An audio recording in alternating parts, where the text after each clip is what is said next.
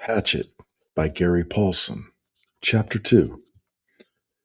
For a time that he could not understand, Brian could do nothing. Even after his mind began working and he could see what had happened, he could do nothing. It was as if his hands and arms were lead. And then he looked for ways for it not to have happened. Be asleep, his mind screamed at the pilot. Just be asleep, and your eyes will open now, and your hands will take the controls, and your feet will move to the pedals. But it did not happen. The pilot did not move, except that his head rolled on a neck impossibly loose as the plane hit a small bit of turbulence. The plane. Somehow, the plane was still flying. Seconds had passed, nearly a minute, and the plane flew on as if nothing had happened. And he had to do something, but did not know what. Help. He had to help. He stretched one hand toward the pilot, saw that his fingers were trembling, and touched the pilot on the chest. He did not know what to do. He knew there were procedures that you could do mouth to mouth on victims of heart attacks, push their chests, CPR, but he did not know how to do it, and in any case could not do it with the pilot, who was sitting up in the seat and still strapped in with his seatbelt. So he touched the pilot with the tips of his fingers, touched him on the chest, and could feel nothing. No heartbeat, no rise and fall of breathing, which meant that the pilot was almost certainly dead. Please, Brian said. Please. But he did not know what or who to ask. Please. And the plane lurched again, hit more turbulence, and Brian felt the nose drop. It did not dive, but the nose went down slightly, and the down angle increased the speed, and he knew that at this angle, this slight angle down, he would ultimately fly into the trees. He could see them ahead on the horizon, where before he could see only sky. He had to fly it somehow, had to fly the plane. He had to help himself. The pilot was gone, beyond anything he could do. He had to try and fly the plane. He turned back in the seat, facing the front, and he put his hands, still trembling, on the control wheel, his feet gently on the rudder pedals. You pulled back on the stick to raise the plane. He knew that from reading. You always pulled back on the wheel.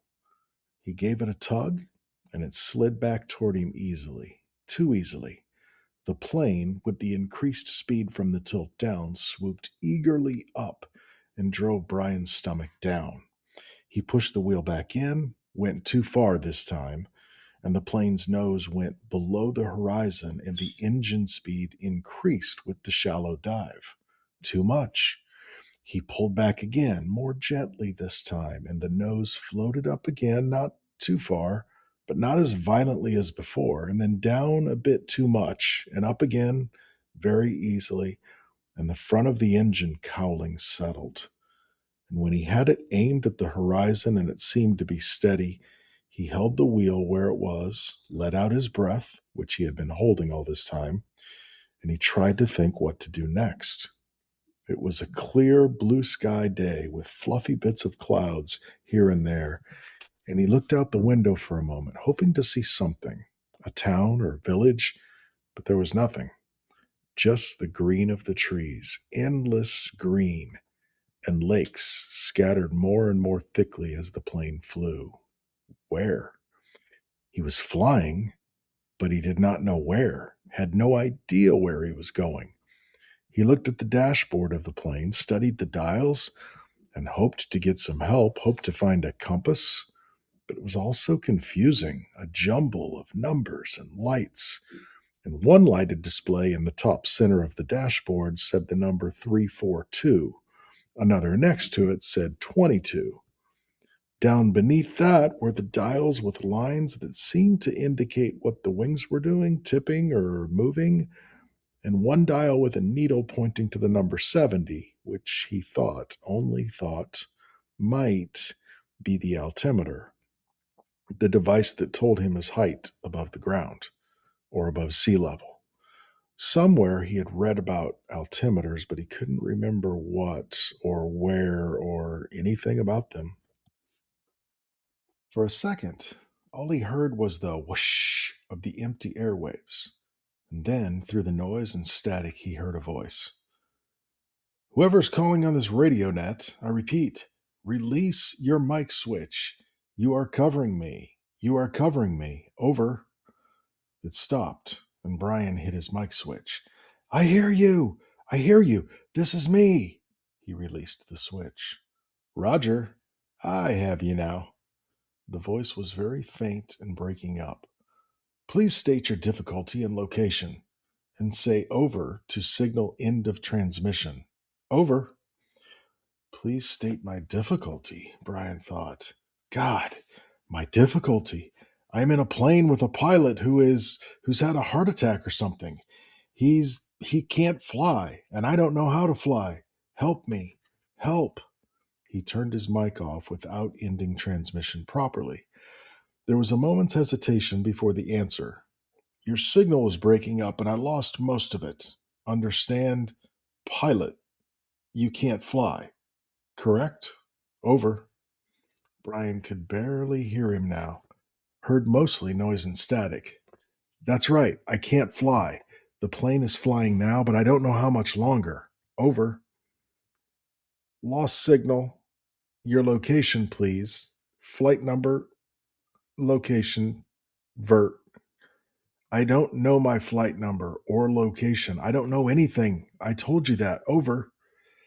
He waited now, waited, but there was nothing. Once, for a second, he thought he heard a break in the noise, some part of a word, but it could have been static. 2, 3 minutes, 10 minutes. The plane roared, and Brian listened but heard no one. And then he hit the switch again. I do not know the flight number. My name is Brian Robeson, and we left Hampton, New York, headed for the Canadian oil fields to visit my father. And I do not know how to fly an airplane, and the pilot, he let go of the mic. His voice was starting to rattle, and he felt as if he might start screaming in any second. He took a deep breath. If there is anybody listening who can help me fly a plane, please answer. Again, he released the mic, but heard nothing but the hissing of noise in the headset. After half an hour of listening and repeating the cry for help, he tore the headset off in frustration and threw it to the floor. It all seemed so helpless. Even if he did get somebody, what could anybody do? Tell him to be careful? All so hopeless. He tried to figure out the dials again. He thought he might know which was speed. It was a lighted number that read 160, but he didn't know if that was actual miles an hour or kilometers, or if it just meant how fast the plane was moving through the air and not over the ground. He knew airspeed was different from ground speed, but not by how much. Parts of books that he'd read about flying came to him. How wings worked, how the propeller pulled the plane through the sky. Simple things that wouldn't help him now. Nothing could help him now. An hour passed. He picked up the headset and tried again. It was, he knew, in the end, all he had. But there was no answer. He felt like a prisoner, kept in a small cell that was hurtling through the sky at what he thought to be 160 miles an hour, headed, he didn't know where, just headed somewhere until, there it was, until what? Until he ran out of fuel. When the plane ran out of fuel, it would go down, period. Or he could pull the throttle out and make it go down now. He had seen the pilot push the throttle in to increase speed. If he pulled the throttle back out, the engine would slow down and the plane would go down. Those were his choices. He could wait for the plane to run out of gas and fall, or he could push the throttle in and make it happen sooner. If he waited for the plane to run out of fuel, he would go farther, but he did not know which way he was moving. When the pilot had jerked, he had moved the plane, but Brian could not remember how much or if it had come back to its original course. And since he did not know the original course anyway and could only guess at which display might be the compass, the one reading 342, he did not know where he had been or where he was going, so it didn't make much difference if he went down now or waited. Everything in him rebelled against stopping the engine and falling now. He had a vague feeling that he was wrong to keep heading as the plane was heading, a feeling that he might be going off in the wrong direction, but he could not bring himself to stop the engine and fall. Now he was safe, or safer than if he went down. The plane was flying. He was still breathing. When the engine stopped, he would go down. So he left the plane running, holding altitude, and kept trying the radio. He worked out a system. Every 10 minutes, by the small clock built into the dashboard, he tried the radio with a simple message: I need help. Is there anybody listening to me? In the times between transmissions, he tried to prepare himself for what he knew was coming. When he ran out of fuel, the plane would start down. He guessed that without the propeller pulling, he would have to push the nose down to keep the plane flying. He thought he may have read that somewhere, or it just came to him. Either way, it made sense. He would have to push the nose down to keep flying speed, and then, just before he hit, he would have to pull the nose back up to slow the plane as much as possible. It all made sense. Glide down, then slow the plane and hit. Hit. He would have to find a clearing as he went down. The problem with that was he hadn't seen one clearing since they'd started flying over the forest. Some swamps, but they had trees scattered through them. No roads, no trails, no clearings. Slightly to the left and below the altimeter, he saw a small rectangular panel with a lighted dial and two knobs. His eyes had passed over it 2 or 3 times before he saw what was written in tiny letters on top of the panel. Transmitter 221 was stamped in the metal, and it hit him, finally, that this was the radio. The radio, of course. He had to use the radio. When the pilot had been hit that way, he couldn't bring himself to say that the pilot was dead. He couldn't think it. He had been trying to use the radio. Brian looked to the pilot. The headset was still on his head, turned sideways a bit from his jamming back into the seat, and the microphone switch was clipped into his belt. Brian had to get the headset from the pilot, had to reach over and get the headset from the pilot, or he would not be able to use the radio to call for help. He had to reach over. His hands began trembling again. He did not want to touch the pilot, did not want to reach for him, but he had to get the radio. He lifted his hands from the wheel just slightly and held them, waiting to see what would happen. The plane flew on normally, smoothly. All right, he thought. Now, now to do this thing. And he turned and reached for the headset, slid it from the pilot's head, one eye on the plane, waiting for it to dive. The headset came easily, but the microphone switch at the pilot's belt was jammed in, and he had to pull to get it loose. And when he pulled, his elbow bumped the wheel and pushed it in, and the plane started down in a shallow dive.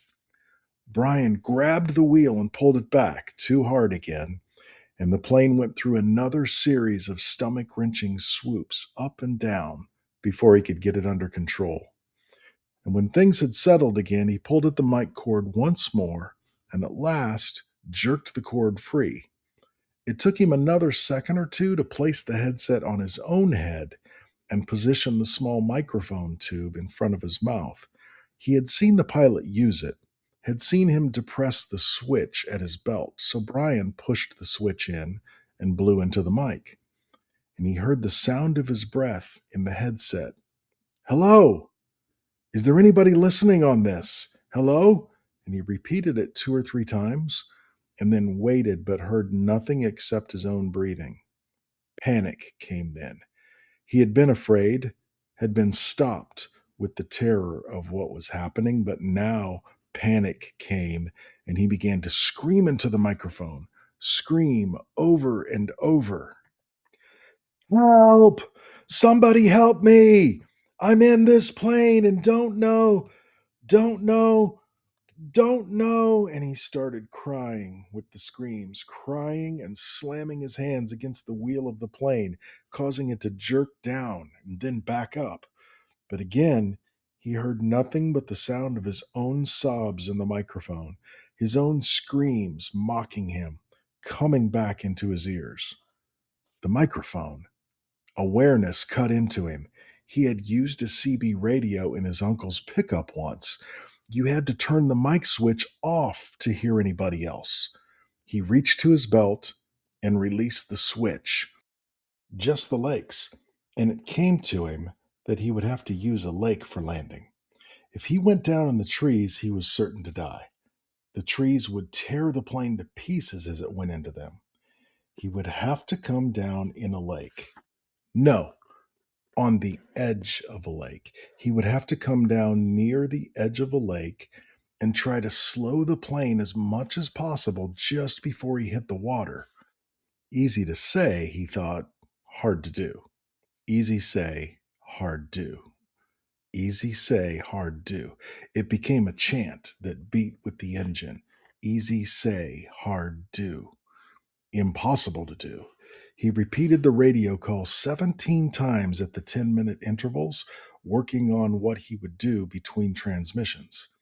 Once more, he reached over to the pilot and touched him on the face, but the skin was cold, hard cold, death cold, and Brian turned back to the dashboard. He did what he could, tightened his seatbelt, positioned himself, rehearsed mentally again and again what his procedure should be.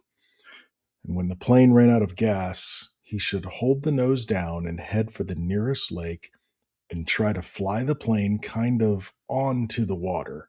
That's how he thought of it. Kind of fly the plane onto the water. And just before it hit, he should pull back on the wheel and slow the plane down to reduce the impact. Over and over, his mind ran the picture of how it would go.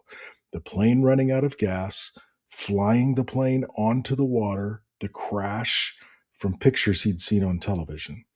He tried to visualize it. He tried to be ready.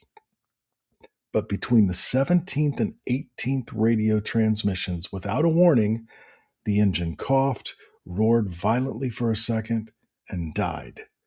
There was sudden silence, cut only by the sound of the windmilling propeller and the wind past the cockpit.